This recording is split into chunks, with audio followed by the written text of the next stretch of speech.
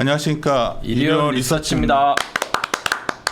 그 저번 주에 휴가 갔다 오셨죠? 네, 휴가 잘 다녀왔습니다. 어디로 가셨지? 속초 갔다 왔습니다. 속초. 사람 많아요? 사람 진짜 없더라고요. 저 대포항 근처에 있는 호텔 갔는데 가게가 한 절반 정도는 아예 문을 닫았더라고요. 뭐 평일이기는 했는데 주말은 다르겠지만 아예 막 이렇게 짐 같은 거, 그러니까 수조에 물고기가 아예 없는 가게들도 좀 있는데 되게 마음이 안 좋더라고요. 대포항은 사실 뭐 관광용으로 이렇게 개발된 항구에 가깝잖아요. 사람들이 좀 많아야 될 텐데 뭐 개인적으로 주차하기도 편하고, 저는 운전 잘 못해가지고 주차장 넓어서 좋기는 했는데. 호텔은 사람 많죠? 호텔에도 사람이 없었는데 단체 손님이 하루 오셨더라고요. 그래가지고 뭐 거기 호텔이 주차장 좁은 걸로 유명한데 주차장 넓어서 좋더라고요. 오케이. 저번 주 원래 금요일날 나온 자료인데 또 주말에 나올지 잘 쓰여가지고 네네. 이번 주 일정이랑 뭐 이런 네. 거 한번 체크해 봅시다. 하여튼 네. 저번 주에 미국 고용 지표가 좀, 아침에 우리 회의 있었지만 좀 또 뭐 너무 단순 도식들을 많이 쓰는 것 같아요. 고용 지표 부진했으니까 그냥 테이퍼링 연기되고 그래 주가 오른다 뭐 이런 논리인데 잘 보면 연준이 뭐 비농업 갖고서 결정하는 것도 아니고, 그렇죠? 실업률은 기대보다 뭐 기대치 부합하게 나왔고, 시간당 평균 임금은 올라갔고, 맞습니다. 뭐 이런 것들 감안해서 봐야 되는데 좀 단순화시키는 것 같은 느낌이 있어요. 여하튼 뭐 그렇죠. 예상보다 고용 지표 자체는 부진하게 나왔던 것은 맞고요. 근데 다만 9월 FOMC 앞두고 이렇게 9월 고용 지표, 9월에 발표되는 8월 고용 지표까지 본 다음에 판단하겠다라는 연준 의원들이 많았으니까 아무래도 9월 FOMC에서 좀 비둘기파적으로 나올 수 있지 않을까라는 가능성은 좀 키우는 요인이었던 거는 맞는데, 그렇다면 과연 8월에 안 좋았었던 원인이 뭐냐라고 하면은 뭐 델타 변이가 생각보다 확산됐었던 거를 가장 큰 원인으로 얘기를 하고 있습니다. 그러면 이게 계속해서 번질 거냐라고 하면은 사실 또 그거는 아니고요. 바이든 대통령도 뭐 일정에도 넣어놓기는 했는데 이번 주에 이거에 대한 대책을 발표할 거다, 이번 주 중에 발표할 거다라고 얘기를 했고, 9월 달부터는 그 실업수당 이렇게 주는 거를, 이렇게 좀 많이 주는 거를 줄이게 됩니다. 지급을 중단하게 돼요. 그렇기 때문에 실업 같은 이제 구직자들이 정말 이제 실업수당을 받는 게 아니라 실업급여를 받는 게 아니라 구직 활동에 나가야 되거든요.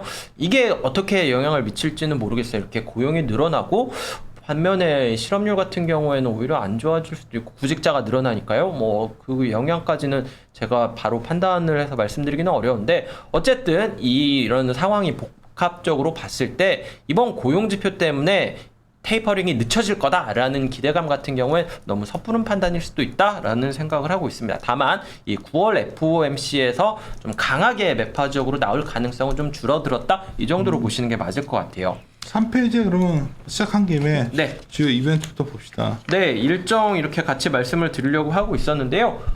세 번째 있는 이 바이든 행정부에서 이 고용지표 부진에 대한 내용을 발표하는 거는 뭐 말씀드렸고요. 미국 같은 경우에는 가장 빨리 뭐 테이퍼링에 나서고 뭐 통화 정책도 가장 빨리 정상화할 수 있는 속도로 경제가 회복되고 있다라는 인식들이 있었는데, 이번 주에 나오는 지표들 같은 경우에는 뭐 저번 주에도 마찬가지지만요.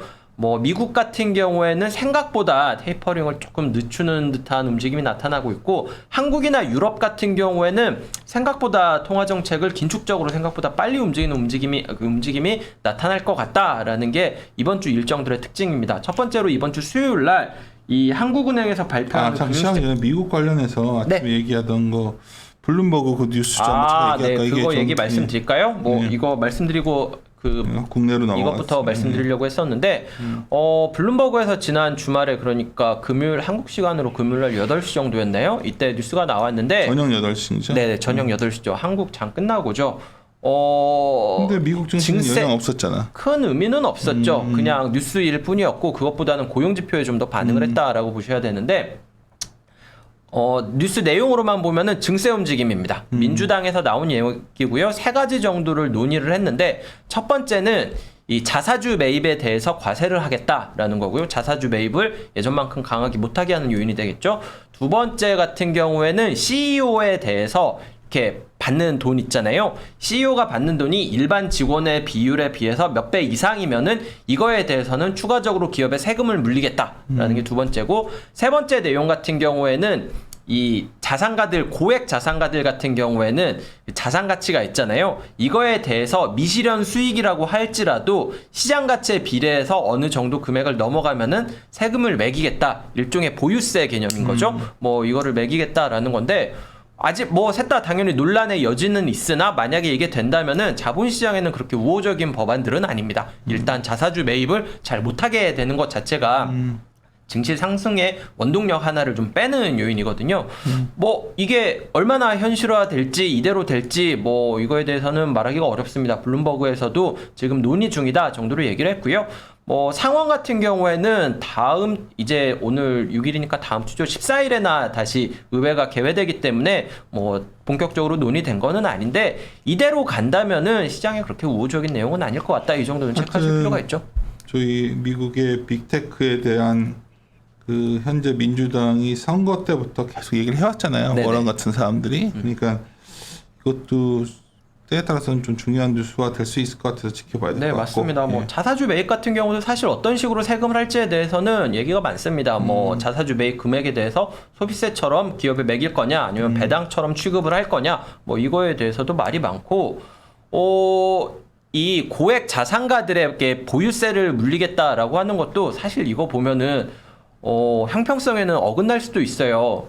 이 수익이 있는 곳에 세금이 발생한다, 소득이 있으면 세금을 내야 된다라는 게 조세 원칙인데 보유세 같은 경우에는 사실 그렇지는 않잖아요. 이렇게 미실현 수익에 대해서도 평가 가치에 따라서 세금을 매기겠다라는 거니까 뭐 이걸 어떻게 해결할지는 좀 지켜봐야 될 것 같기는 한데 어쨌든 그 민주당 입장에서는 정말 고액 자산가들한테만 대상으로 할 거고 대상이 되는 인원은 지금 한 600명 정도다 미국 전체에서 뭐 그렇게 얘기를 하고 있지만 모르겠습니다. 이게 이대로 될지 아니면은 그 고액 자산가에 대한 과세 형태로 가는 건지 지켜봐야 될 것 같습니다. 그리고 이번 주는 국내가 미국과 차별화되게 좀 주요 이벤트가 있죠, 이게. 네. 한국도 미국이랑 다르고요. 유럽도 미국이랑 다른데 미국 같은 경우에는 앞서 말씀드렸던 것처럼 약간 속도를 좀 조절해야 되는 지표들이 나오고 있고 한국이나 유럽 같은 경우에는 긴축 속도를 좀 빠르게 해야 되는 것 같은 지표들이 그렇죠. 나오고 있는데요. 수요일날 나오는 게 아까 말씀드리고 있었던 건데 금융시장 동향이라고 나오는 거고요. 이건 한 달에 한 번씩 한국은행에서 발표를 합니다. 근데 이게 왜 중요하냐면은 7월달 지표 나왔을 때 이 가계대출 증가율이랑 뭐 이렇게 일반 대출 증가율 이거 합친 이 대출 증가율이 있는데 이 증가율이 통계가 2004년부터 작성됐는데 이후에 최고치 증가율이었습니다. 그만큼 이 대출이 빠르게 늘어나다 보니까 한국은행에서 기준금리를 올리는 이유 중에 하나가 이 대출 증가율 억제가 그 이유로 제시될 수 있었던 거였죠. 이 8월에는 그러면은 정말 이만큼 또 올라갈 거냐? 당연히 관심을 가질 수밖에 없는 거고요. 올해 추가적인 기준금리 인상을 뭐 한 번 하냐, 두 번 하냐, 못 하냐, 뭐 얘기가 많은데 이 지표가 어떻게 나오느냐에 따라서 그리고 금리를 인상한 후에 이 지표가 완화되느냐, 둔화되느냐, 아니면 그대로 그 속도가 유지되느냐에 따라서 좀 정책 방향성이 바뀔 수 있다는 점에서 이번 주 수요일에 나오는 지표는 좀 보실 필요가 있을 것 같습니다. 최근에는 뭐 10월, 11월 계속 나 50bp 연내 올릴 수 있단 말까지 나올 정도. 그렇죠. 사실 뭐 지난달까지만 하더라도 올해 뭐 25bp냐 못 올리냐 뭐 좀 세게 얘기하시는 분들이 뭐 50bp였는데 지금 같은 경우에는 좀 세게 얘기하시는 분들은 연내 50bp까지도 얘기하고 뭐 아예 빅 베이비 스텝이 아니라 빅 스텝으로 한 번에 50bp 올릴 수 있다는 얘기까지 나오고 있는 상황이라서 좀 이런 지표는 좀 보실 필요가 있을 것 시장을 같아요. 떠나서 대출 많으신 분들은 머리 아픈 국면으로 계속 가고 있는. 그렇죠. 이게 대출을 금리 올라가는 것도 머리 아프고 대출 자체를 좀 이렇게 막아서는 움직임도 좀 머리 아프고 굉장히 어려운 상황이기는 합니다. 미국이랑은 좀 다르죠. 또 하나 좀 미국이랑 다른 게 이십인데요. 목요일날 한국 시간으로는 금요일날 새벽에 뭐 목요일날 밤이니까 금요일날 시장은 반영되겠죠.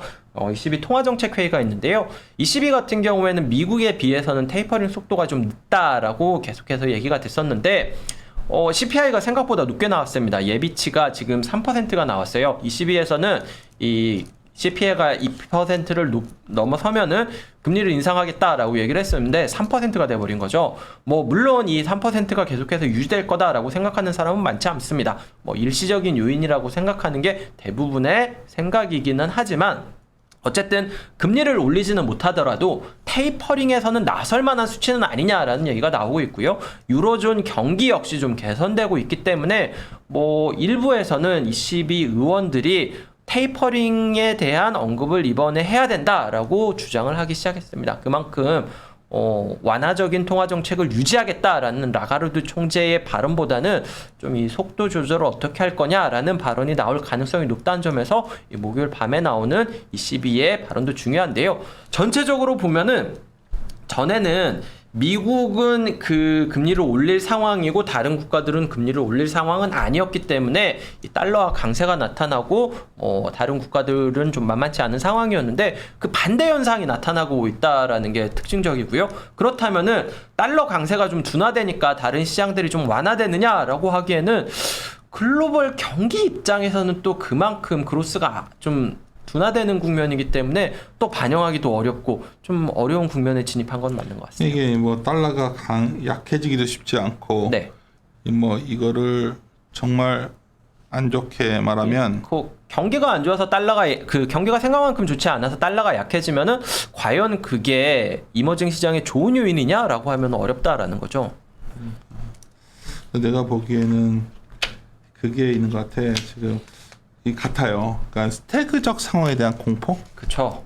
그러니까 제일 경기가 무서운 좀 안 거죠. 좋은데 이게 좀 뭐 상황이 좀 안 좋아지면 이런 고민들. 이게 미국만 먼저 빨랐기 때문에 이제 다른 국가들은 그만큼 경기 회복 국면에 진입하지 못했는데 금리를 올려야 되고 뭐 원자재 가격 올라가면서 인플레이션 올라오고 이게 사실 무서운 상황인 거죠.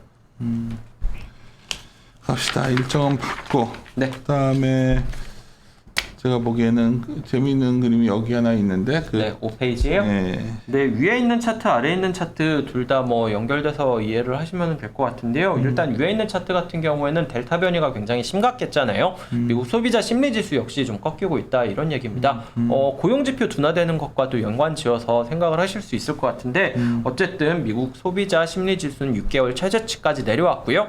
반면에 이 뭐 고용 지표도 안 좋았고 미국 소비자 심리 지수도 안 좋았고 원인을 보면은 이 델타 변이 확산이 가장 큰 원인인데 그렇다면은 이 리오프닝 관련된 주식들은 다 안 좋았느냐라고 보면은 주식은 항상 선반영에서 먼저 움직이잖아요. 바닥을 찍고 오히려 한 7월 중순부터 항공주들이 반등하고 있다라는 게 특징적입니다. 특히 미국에 비해서 아시아 항공주들이 좀 빠르게 반등하고 있다는 점이 특징적이라는 게 최근에 상당히 되게 아시아 차트라는 거죠. 항공들이 좋더라고요. 네, 심지어 경기나 백신이라든지 이런 거 보면 미국 쪽이잖아요. 근데 아시아 쪽에서도 상당히 나쁘지 않고요. 뭐 이 블룸버그 뉴스에서 가져온 차트인데 블룸버그에서 얘기하는 거는 싱가포르 같은 경우에는 아시아 물류 허브의 중심인데 여기 같은 경우에는 이미 백신 접종률이 80%를 넘어섰다. 그만큼 뭐 아시아 선진국들을 중심으로 해가지고 점점 뭐 항공 수요는 개선될 거다라는 게 이 최근 항공주 반등의 논리다 이렇게 요약을 하시면 될 것 같아요. 그 위에 소비자 신뢰 지수도 상당히 좀 낮아지고 있죠.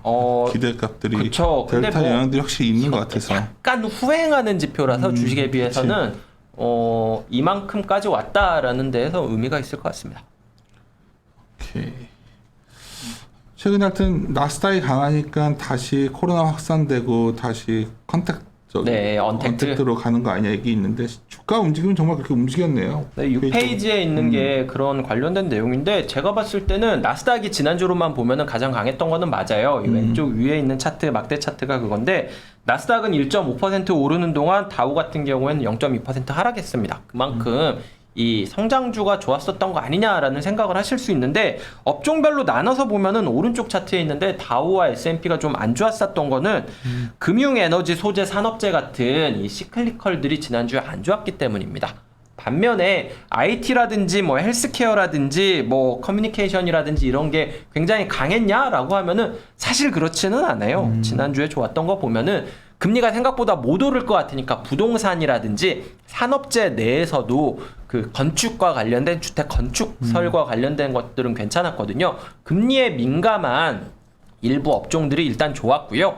그 다음으로 좋았었던 건 헬스케어라는 필수 소비재입니다. 방어적인 성격의 업종들이 좀 나쁘지 않았고 결국에는 IT나 커뮤니케이션 같은 경우에는 나쁘지는 않았는데 좀 뜨뜻미지근한 좀 약간 올라가는 정도였지만 이 시클리컬들이 깨져서 다우랑 S&P가 안 좋아 보이다 보니까 나스닥 같은 경우가 상대적으로 좀 견조한 흐름을 보인 것처럼 보였다 이렇게 요약을 하셔야 될 것 같아요.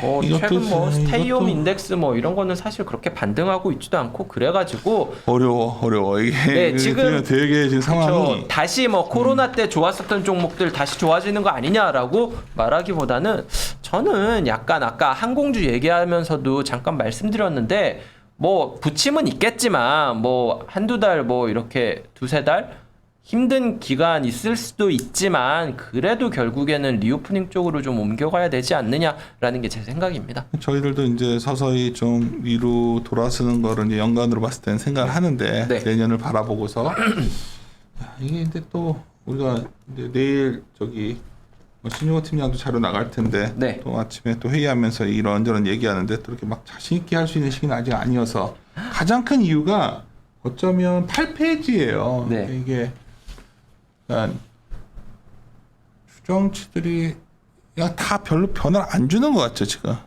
저희가 봤을 때는 애널리스트들이 2분기 어닝 시즌 끝나고 다들 휴가 갈 것 같아요. 자료들 많이 안 나오죠 지금. 자료가 너무 안 나와요. 그치. 그래서 아니, 뭐 어닝 우리끼리 리비전이 안 돼요. 그냥 리비전이 좀 됐을 줄 알고 또 제가 주말 되면 또 네. 저 보고 하는데 생각보다 안 바뀌었고요. 뭐 주간으로 보면은 이익 추정치 한 0.1%, 0.2% 바뀌었습니다. 그만큼 뭐 하향 조정되긴 했는데 의미 있는 변화라고 말하기는 좀 어려운 수준으로 바뀌었습니다. 그래서 수익 증가 같은 것도 뭐 글로벌하게 꺾이고 뭐 다들 꺾여 있는데 어닝 뭐 마진 오피 마진 이런 것들도 그렇고 다 꺾이고 뭐 예를 들어서 우리가 관련 높은 것들 뭐 ISM 제조업 지수 내 자재 가격 같은 것도 꺾여 있고 그럼 우리가 마진이 꺾여야 되는 게 과거로 보면 가장 상관 높은 그쵸. 건데 이 기대값들만 변화가 없거든요. 그럼 사람들은 이 기대값을 기준으로 주가가 하고 있으 이게 뭐 우리가 같이 고민하시는 분들은 왜 그런 거 고민하냐 하시겠지만 이게 코로나 영향인 것 같기도 하고 에너지 수가 적은 것 같기도 하고 뭐 그런 것도 있는데 이익 전망치 같은 경우에는 특히 한국 같은 경우에는 주가에 후행하는 경향이 있거든요. 그러면은 한 2주 전에 좀 밀릴 때 한국 이익 추정치도 좀 하향 조정이 됐어야 됐는데 이게 안 되고 버티고 있는 게 참 나중에 한 번에 반영되면 어떡하지라는 걱정을 하기는 하는데 어쨌든 말씀드리는 거는 지금 이익 추정치가 변화가 크게 나타나지 않는 시기고요. 나타난다면은 9월 중순 이후에 추석 지나서 이때쯤일 것 같아가지고 아직 뭐 이익으로 뭐 시장을 얘기할 수 있는 시기는 아닌 것 같습니다. 한 3주는 좀 이익보다는 외부 요인으로 뭐 이런 거 신경 쓰냐 뭐 이거 우리나라 이익이 내년에 올해보다 늘어나지 않냐 이렇게 말하면 뭐 좋게 볼 수도 있는 거고. 그렇죠. 근데 증가율은 둔화될 수밖에 없죠. 뭐 증가율이 중요하냐 뭐 이런 생각들 요새 많이들 하셔서 뭐 레벨은 그렇게. 근데 문제는 이거죠. 지금 여기 8페이지 몇 페이지지? 8페이지 올편 보시면 네. 3분기 숫자도 그렇고 4분기 숫자는 특히 저번에도 계속 봤지만 너무 높잖아요. 숫자는 이렇게 못 나옵니다. 못 나오잖아요. 지금 10조 이상 까야 됩니다. 10조 이상 까야 될 것 같은데 왜 이게 좀 돼야 있어야 편한데 마음이. 그렇죠. 근데 뭐 10조 이상 까도 이 레벨이 200조 이상은 지금 코스피 200 영업이익 추정치가 220조니까 내년 거죠? 이거요? 올해 거요. 올해 거. 참. 네. 올해 걸로 맞네, 220조가 찍히면은 이 레벨 자체가 이미 사상 최고 아니냐라고 말씀을 하시면 사실 그거는 맞거든요. 근데 이 주가 레벨이 어디까지 반영한 거냐라는 게 문제라는 거죠. 내년 거까지 반영하고 있느냐, 오늘의 거까지 반영하고 있는 거냐. 그리고 올해 거 같은 경우에는 어느 정도 하향 조정은 가능성은 맞아. 영업이익이 반영해야 지금 된다. 220조지 지금. 네. 내년은 얼마죠? 내년 거. 내년은 뭐 이것보다 한 10% 정도 올라가는 걸로 잡혀 있는 것 같은데요. 그러니까 어마어마하네 진짜. 어마어마합니다. 지금 한국 영업이익이 200조 넘었던 적 한 번도 없는데 지금 추정치가 220조고 상반기에 100조 이상을 찍었어요 이미. 하반기에 120조가 나온다는 얘기인데. 그렇죠. 근데 3, 3분기 추정치는 좀 높은데 저는 2분기 추정치도 좀 높다라고 생각했는데 진짜 그것만큼 나왔잖아요. 그러니까. 그리고 그래가지고 자신이 없네요. 좀 봅시다. 뭐 이게 어떤 밑바탕이 부르는 힘이니까 저희도 네 맞습니다. 좀 더 방향성 자체는 둔화되어 있는 국면인 거는 맞는데 뭐 레벨 자체는 사상 최대 영업이익이 나올 가능성은 굉장히 높은 상황이다. 이거는 확실하니까 뭐 섣불리 뭐 시장 다 반영했습니다라고 말씀드리진 않는다라는 거죠. 종목별로 보더라도 굉장히 예. 지난주 같은 경우에는 의외로 소재 쪽이 올랐어요. 그러니까, 이익 추정치가. 그냥 이게 소재 쪽 움직이니까 이제 사람들이 고민하는 거죠. 이게 진짜 리프레이션이냐. 뭐 그러니까 미국 같은 경우에는 주가 오히려 안 좋았는데 오히려 한국 같은 경우에는 뭐 포스코라든지 뭐 현대제철이었나요? 이 철강 쪽이 좀 이익 추정치가 올렸고 LG 화학 같은 이 화학 쪽도 좀 올렸고 전반적으로 소재 쪽이 이익 추정치가 올라갔더라고요. 그러니까 이게 또 자신감 있게 또 주주들이 굉장히 좀 장기적인 주주들이 많이 생겼기 때문에 뭐 이런 거 뭐 분기 실적 연연하지 않겠다 이런 분위기도 되게 강한 것 같은데. 맞아요. 장기적인 비전을 보겠다 뭐 이런 얘기들도 하시기는 하는데 주식시장에는 그게 맞는 것 같아요. 꿈과 희망을 봐야지. 그렇지.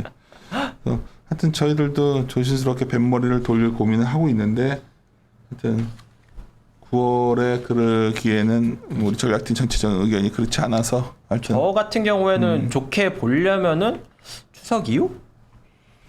뭐 추석 이후 좋게 볼 거면 지금도 좋게 보면 되지 않는데 이제 문제는 이런 거죠. 4분기에 여러 가지 돌아올 여러 가지 이슈들이라던가 또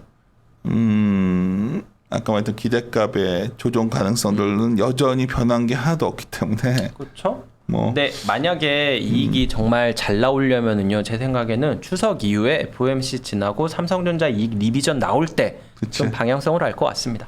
사람들이 지금 전자에 지금은 이제 7만 전자가 또 익숙해지고 있는데 설마 저희들도 뭐 사실 저희들도 7만 9천 원 정도를 하단으로 봤던 건데 이게 뭐 경우에 따라서는 7만 원 깨질 수도 있다 뭐 이런 얘기도 했지만 근데 이제 전자에서 물리겠다 각오들도 꽤 있는 것 같아서 시장은 버팀목이 돼주고 있는 것 같고 문제는 그런 상태에서 순환이 빠르게 도니까 타점 맞추기가 매우 어려워지는 장.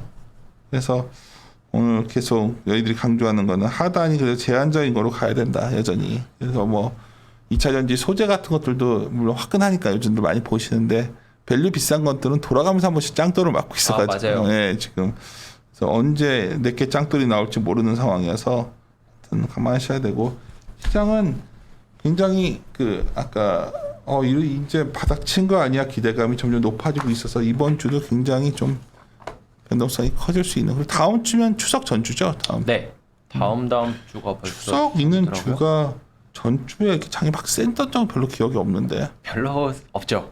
그치 근데 이게 전통적으로 보면은 미국도 그렇고 한국도 그렇고 1년 중에 센 구간들이 몇 번 있는데 1분기에 한 번 세고 4분기에서는 추수감사절부터 크리스마스가 셉니다. 그치 그거 근데 생각하면 우리나라는 그런 식으로 하면 4분기에 또 항상 우리가 그 대주주 이슈가 그거요? 있어가지고 그것도 뭐 무시 못하는 거고 그건 예외 없이 계속 그랬잖아 올해는 좀 변할라나 하여튼 시장 센 해에 더 심하죠 그거는. 그쵸 수익이 났으니까 네, 정리를 맞습니다. 하려고 하니까 정리를 올해 현재 해야 뭐 되니까. 올해 작년 요새 또 이거 모르신 분도 있더라고 근데 이제 주식에 좀 있으셨던 분들 좀 주식 큰 담화로 하는 사람들은 올해 고민 많은 해가 되니까 아이고 알겠습니다 마무리 짓고 이번 주에 또 녹음을 하려고 했던 걸 계속 미루다가 지나가 버리니까 이것도 문제네 다시 하면 또 시간이 너무 지난 것 같고 막 이런 것들이 너무 많아져가지고 지금 뭐 자료 또 많이 나올 텐데요. 알겠습니다 다음 주 지나가면 또 다 프리뷰 자료들로 돌아갈 것 같아서 하여튼 봅시다 예 마무리 짓도록 하겠습니다 함께 고민하시죠.